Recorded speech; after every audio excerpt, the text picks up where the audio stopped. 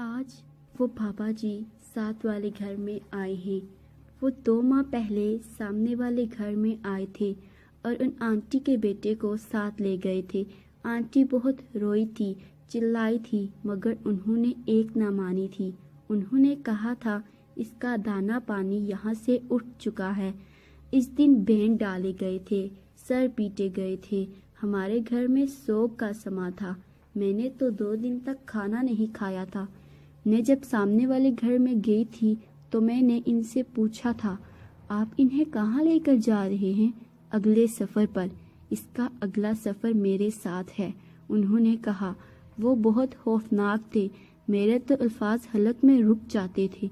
کیا ہر کسی کا اگلا سفر ہے؟ میں نے پوچھا۔ ہاں، ان کی ہاں میں کتنی گہرائی اور سچائی تھی۔ کیا آپ سب کو لے جائیں گے؟ میں نے بے ساختہ کہا۔ ہاں، مگر وقت پر۔ ہر کسی کا وقت مقرر ہے۔ میرے رونگٹے کھڑے ہو گئے تھے، کپ کپی سے میرا بدن لرزا اٹھا تھا۔ ہاں، کیا میرا بھی وقت مقرر ہے؟ میں نے توقف کے بعد پوچھا۔ ہاں، میرا وجود ٹھنڈا پڑنے لگا تھا۔ آپ کوئی مشورہ دے دیں۔ حلق سے الفاظ رک رک کر نکلے تھے۔ میرے ساتھ تمہیں بھی ہر صورت جانا ہوگا، مگر اپنے وقت پر۔ وہ وقت تم کبھی بدل نہیں سکتی ہو، لیکن اگر راحت حاصل کرنا چاہتی ہو میرے ساتھ چل کر تو ساتھ اپنے وہ لانا جو تمہارا زیور ہیں۔ انہوں نے کہا اور وہ چلے گئے۔ مجھ پر کپ کپی طاری ہو گئی۔ میں کئی دنوں تک خوف میں مبتلا رہی، کئی گھنٹے تنہائی میں بیٹھ کر زیور اکٹھے کرنے لگی تھی۔ پھر کچھ ایسا ہوا، وقت بدل گیا، میرا زیورات سے دل اٹھ گیا۔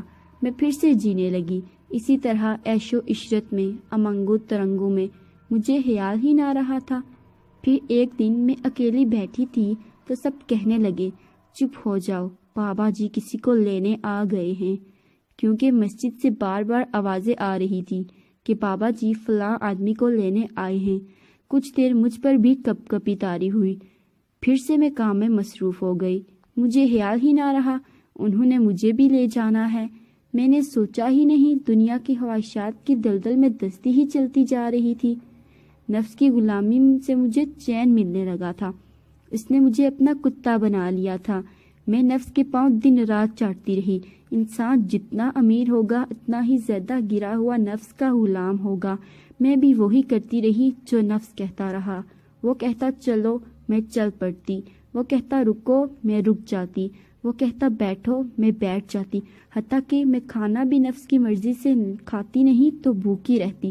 خوابوں اور خواہشوں کے دور میں بابا جی کا خیال کبھی بھول کر بھی نہیں آیا، کیونکہ جو شے مل رہی ہو خواہش کے مطابق، پھر ڈراؤنی چیزوں کو کیا سوچنا، چاہے وہ حقیقی کیوں نہ ہوں۔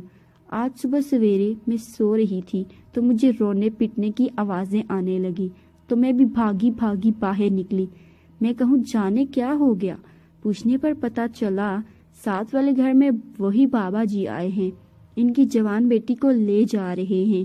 گھر والے منتے ترلے کرتے رہ گئے، ابھی اس کی عمر ہی کیا ہے؟ بابا جی نے کہا کہ وقت طے ہو تو عمریں نہیں دیکھی جاتی۔ بابا جی اسے لے گئے۔ معلوم نہیں وہ اپنے ساتھ زیور لے کے گئی یا نہیں۔ زیورات نہ ہوئے اس کے پاس تو بابا جی اسے بہت اذیت میں رکھیں گے۔ شام پڑ گئی، وہ چلی گئی۔ رونے کی آوازیں دھیمی ہو گئی۔ یہ آوازیں کیوں دھیمی پڑ گئی؟ چند دنوں میں یہ آوازیں کہکہوں میں بدل جائیں گی، اسے بھول جائیں گے سب، وہ جس کے ساتھ بابا جی نہ جانے کیا کریں گے۔ سامنے والے گھر میں جب بابا جی آئے تھے تو وہاں لوگ چیخ چلا رہے تھے، سروں میں مٹی ڈال رہے تھے، مگر اب ہنسی ہے، کہکے ہیں، خوشیاں ہیں۔ جیسے جانا تھا وہ تو چلا گیا، اب اسے کون یاد رکھتا ہے؟ بے وفائی کہو یا فطرت، کچھ سمجھ نہیں آ رہا ہے، لیکن مجھے ڈر لگ رہا ہے، خوف طاری ہو رہا ہے۔ ایسے لگ رہا ہے وہ آ رہے ہیں، چاپ سنائی دے رہی ہے، آواز بھی آنے لگی ہے۔ میرے پاس زیورات بھی نہیں ہیں، میں تو خالی ہاتھ ہوں، میرے پاس کچھ بھی نہیں ہے، میں کیا کروں گی؟ وہ آ رہے ہیں۔ میری جب ان سے ملاقات ہوئی تھی تو میں نے ان سے پوچھا تھا کون سے زیورات پاس ہوں، تو انہوں نے کہا تھا اطاعت اللہ و رسول صلی اللہ علیہ وآلہ وسلم۔